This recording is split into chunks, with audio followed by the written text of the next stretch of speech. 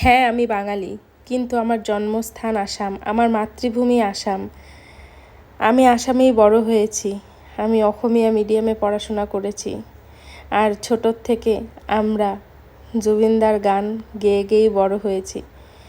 গুনগুন করে গাইতাম জুবিনদার গান, যেগুলো গান সবসময় হিট হতো। আমাদের মনে ছুঁয়ে যেত আমাদের জুবিন গার্গের গান। আর আজকে গোটা বিশ্ব জানে যে আমাদের জুবিন গার্গ আর আমাদের মাঝখানে নেই। কদিন আর কোনো ব্লগই আমি শ্যুট করতে পারিনি, কারণ যেমন মনের পরিস্থিতি খারাপ ছিল, তেমন আমাদের আসামের অবস্থাও খুব খারাপ ছিল। আমরা একটা অনেক উজ্জ্বল তারাকে হারিয়ে ফেলেছি।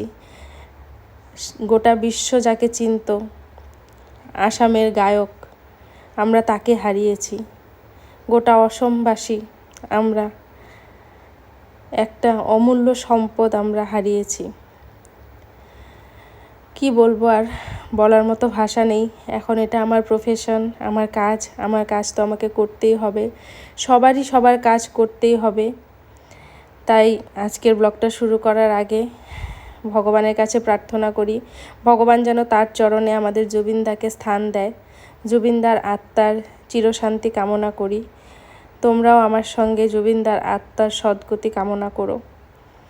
আজকের ব্লগটা শুরুতে জুবিনদার জন্য একটা ছোট্ট শ্রদ্ধাঞ্জলি আমার তরফ থেকে। অন্যান্যবার মহালয়ার থেকেই যেন পুজো পুজো গন্ধ চারিদিকে ছড়িয়ে পড়ে, কিন্তু এবছর আর সেই গন্ধ আমরা কিছুই অনুভব করতে পারলাম না। আমি জানি না এরকম কি সবার সাথেই হচ্ছে নাকি শুধু আমার সাথে। তো যাই হোক, আজকে সকালে ঘুম থেকে উঠে এই খোলা বিস্কিটগুলো, যেগুলো ড্যাম হয়ে গেছিলো, সেগুলো পাখিকে দিয়ে দিলাম। আর দেখো কত পাখি এসে পড়েছে বিস্কিট খেতে। আর তারপরে চলে এলাম রান্নাঘরে রান্নাবান্না করতে। প্রথমে ব্রেকফাস্টটা বানাবো। আর ব্রেকফাস্টে আজকে করছি চাউমিন। অনেক দিন পর চাউমিন করছি। আমার কাছে না ওই রেস্টুরেন্ট স্টাইল চাউমিনের থেকে এই নর্মাল ঘরোয়া চাউমিনটাই খেতে বেশি ভালো লাগে। আর আমার চাউমিন খেতে ইচ্ছে করলে আমি এইভাবে বাড়িতেই বানিয়ে খাই বেশিরভাগ। আর এই যে দেখো, আজকে চলে এলাম চাউমিন করতে। আর দেখতেই পারছো কিচ্ছুই দেব না, শুধু পেঁয়াজ, কাঁচা লঙ্কা আর ডিম দিয়ে চাউমিনটা করব। এর মধ্যে আলুও দিতে পারতাম, কিন্তু আজকে আর দিলাম না, শুধু ডিম আর পেঁয়াজ দিয়েই করছি। নুডলসটা সেদ্ধ করে নিয়েছি, আর এদিকে পেঁয়াজ আর ডিম, কাঁচা লঙ্কা সব কিছু একেবারে ভাজা ভাজা করে নেব। আর তারপর চাউমিনটা দিয়ে দেব। আর মেন হচ্ছে ঘরোয়া স্টাইল চাউমিনের মধ্যে একটুখানি কিন্তু হলুদ অ্যাড করি আমি।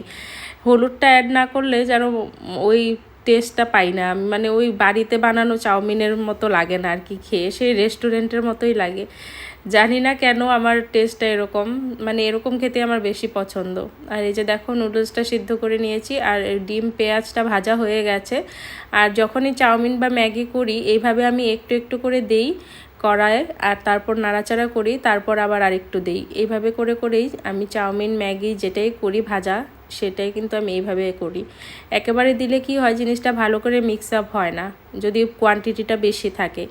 আর যদি একটু করো তাহলে একবারে দিয়ে দিলেই হয়ে যায়। আর যেহেতু আজকে একটু কোয়ান্টিটিটা একটু বেশি, তাই আমি একটু একটু করেই দিলাম। আর এই যে দেখো, মেন ইনগ্রিডিয়েন্ট যেটা আমার চাউমিনে থাকবে সেটা হচ্ছে হলুদ।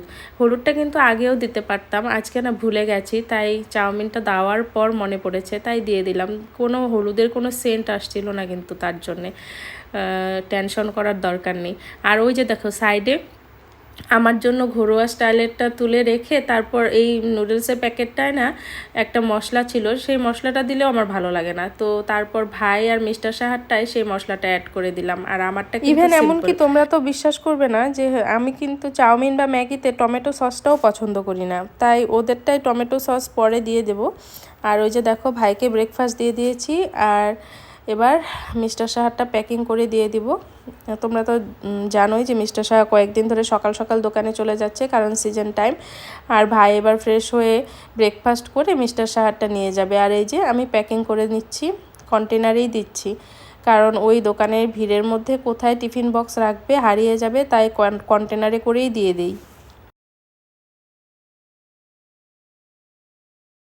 আর বলো, তোমাদের তো পুজোর শপিং নিশ্চয়ই হয়ে গেছে আমি ব্লগটা পোস্ট করতে করতে।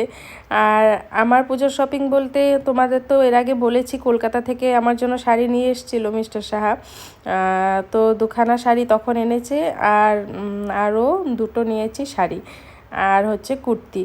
তো এই হচ্ছে পুজোর শপিং টপিং আর এবার কিছু শেয়ার করতে পারবো না তোমাদের সাথে। আর দেখো, ঘরটর তো ঝাড়াঝাড়ি হয়েছে, কিন্তু আমার একটা বড় কাজ বাকি আছে।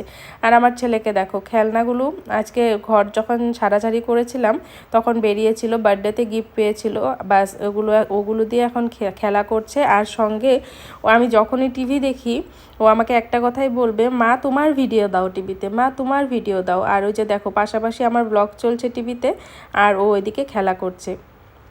এই খেলাটার নাম কি গো, আমি কিন্তু জানি না। আর সেই বড় কামটা করতে চলে এলাম। সেই বড় কামটা হচ্ছে এই যে সোফার এই র্যাকসিনগুলো ক্লিন করা। হোয়াইট কালার নিয়ে যে কি ভুল করেছি, এতটা নোংরা হয়ে যায় না কি বলবো।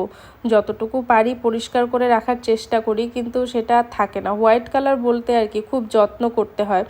আর এই যে দেখো, একটু শ্যাম্পু নিয়ে উষ্ণ গরম জল দিয়ে এভাবে মুছে মুছে, একবার শ্যাম্পুর জল দিয়ে মুছছি, তারপর পরিষ্কার জল দিয়ে মুছে নিচ্ছি।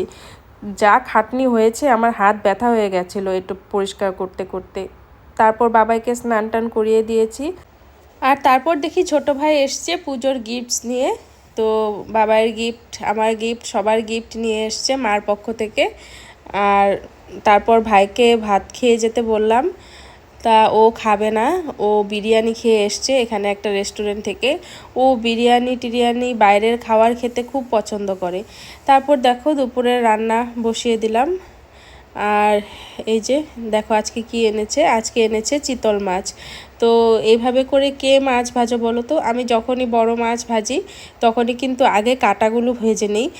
এতে করে কি হয়, কড়াটা ভালো করে গরম হয়েছে কি না সেটা বোঝা যায়, আর মাছের পিসগুলো নষ্ট হয় না। অনেক সময় কি হয়, আমরা প্রথমেই ভালো ভালো পিসগুলো দিয়ে দিই, আর এদিকে যদি কোনো সময় কড়াটা ভালো করে গরম না হয়ে থাকে তখন কিন্তু মাছগুলো ভেঙে যায় বা লেগে ধরে। তো এই জন্যই আমি প্রথমে কাঁটাগুলো দিই, তারপর ছাটকাট গাদা টাদা এসব পিস দিই, আর তারপর ভালো ভালো পিসগুলো ভেজে নিই। এই যে যেমন বললাম তেমন করেই কিন্তু মাছগুলো ভেজে নিলাম এক এক করে। তাহলে চলো তোমাদের বলি, যখন আমি জুবিনদার ব্যাপারে প্রথম জানলাম তখন আমি কি করছিলাম। তখন দুপুরের টাইম ছিল, মনে হয় 2টো 2:30 বা 3টে বাজে, হয়তো 3টে বাজে।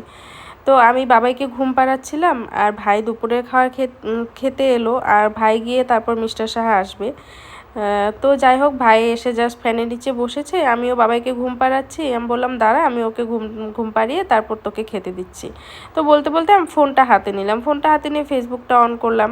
তো ফেসবুক অন করে একজনের স্ট্যাটাসে দেখলাম জুবিনদার ফটো, জুবিনদা আরও নাই এভাবে লেখা। তো আমি ভাবলাম যে অনেক সময় হয় না এরকম ফেক নিউজ, কিন্তু দেখবে অনেক সেলিব্রিটিদের এরকম মানে ফেক নিউজ আসে মাঝে মধ্যে। তো আমি ব্যাপারটা ইগনোর করে হোয়াটসঅ্যাপে চলে গেলাম। তো হোয়াটসঅ্যাপ ঘাঁটতে ঘাঁটতে হুট করে হোয়াটসঅ্যাপেও দুজন নাকি একজনের স্ট্যাটাসে আমি সেম দেখলাম। তারপর আমার একটু ডাউট হলো যে ফেসবুকে দেখলাম আবার হোয়াটসঅ্যাপেও দেখলাম, ব্যাপারটা কি। আবার ফেসবুকে গেলাম, এবার তো ফেসবুকে গিয়ে দেখি না 4-5 জনের স্ট্যাটাসে সেম। তো তারপর আমি ভাইকে, মানে আমি শুয়েছিলাম, আমি লিটারেলি লাফিয়ে উঠে বসলাম। উঠে বসার পর ভাইকে বললাম, ভাই জুবিনদা নেই। তো ভাই বলছে, হ্যাঁ রে ফেক, ভাইও নর্মালি ফেক নিউজ রে এগুলো। আমি বললাম, না রে ফেক না, ফেসবুকে দেখলাম, হোয়াটসঅ্যাপে দেখলাম, ফেক না। তারপর বললাম, তাড়াতাড়ি নিউজ চ্যানেল অন কর। তারপর তো নিউজ চ্যানেল অন করার পর মানে জানতে পারলাম যে এটা সত্যি ঘটনা। তো তারপর তো লিটারেলি তোমরা বিশ্বাস করতে পারবে না, আমার তো শোনার সাথে সাথে মানে গুজবাম্প এসে গেছে। আর তারপর আমি আর ভাই 15-20 মিনিট একদম মানে স্পিচলেস হয়ে বসেছিলাম। তো তারপর ভালো করে নিউজ ঘাঁটতে ঘাঁটতে জানতে পারলাম যে ডিউরিং স্কুবা ডাইভিং জুবিনদার সাথে এই ঘটনাটা ঘটেছে।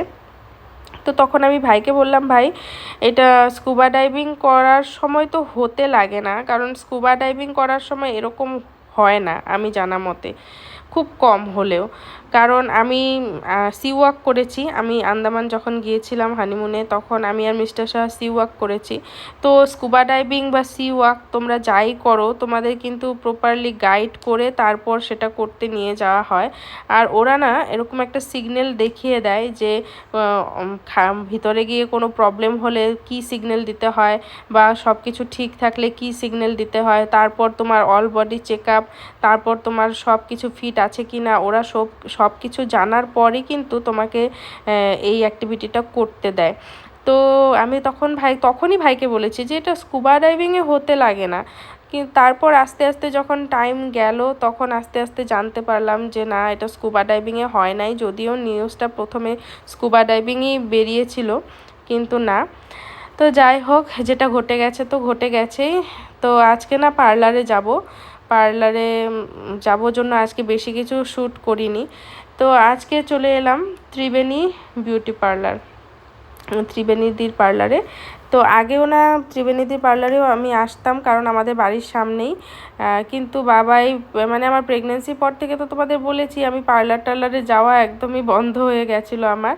তো যাই হোক, বাড়িতেই সব সার্ভিস নিতাম। তো এবার হেয়ারের কিছু একটা করতে চলে এলাম। তো ত্রিবেণীদি বললো যে স্মুথনিংটাই করে নাও, যেহেতু তোমার আছে একটু একটু স্মুথনিং। তো স্মুথনিংটাই করে নিলাম।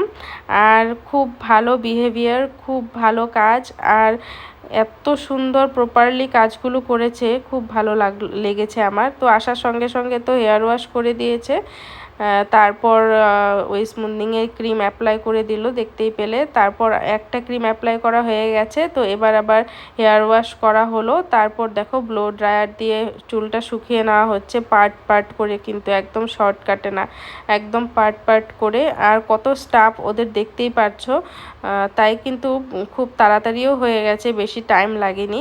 তারপর কি করলো, তারপর স্ট্রেটনিং করা হচ্ছে স্ট্রেটনার দিয়ে। প্রথমে ব্লো ড্রায়ার দিয়ে ড্রাই করে তারপর স্ট্রেট করা হচ্ছে চুলগুলোকে। আর তারপর আরেকটা ক্রিম অ্যাপ্লাই করা হলো। আর তারপর এই ক্রিমটা আধ ঘন্টা রাখার পর এবার ওয়াশ করা হলো আর হেয়ার কাট করা হলো। আর তারপর কিন্তু আমার অলমোস্ট ডান। আর বাবাইকে ঘুম পাড়িয়ে রেখে এসেছিলাম, আর আরামসে হয়েও গেছে। বড় ভাই ছিল, ওঠার পর একটু মামা করছিল, তো বড় ভাইয়ের কাছে ভালোভাবেই ছিল। তারপর তো এবার আমার বাড়ি যাওয়ার পালা, আর পুজোর অফারেই আমি করে নিলাম আমার হেয়ার স্মুথনিং। আর ইনি হচ্ছে ওনার, ত্রিবেণী দাস, যার বিহেভিয়ার এত ভালো তোমরা না এলে বুঝতে পারবে না। ইভেন প্রত্যেকটা স্টাফেরই বিহেভিয়ার খুব ভালো। তাড়াতাড়ি তোমরা চলে আসো পুজোর অফারের সুবিধাগুলো নিতে।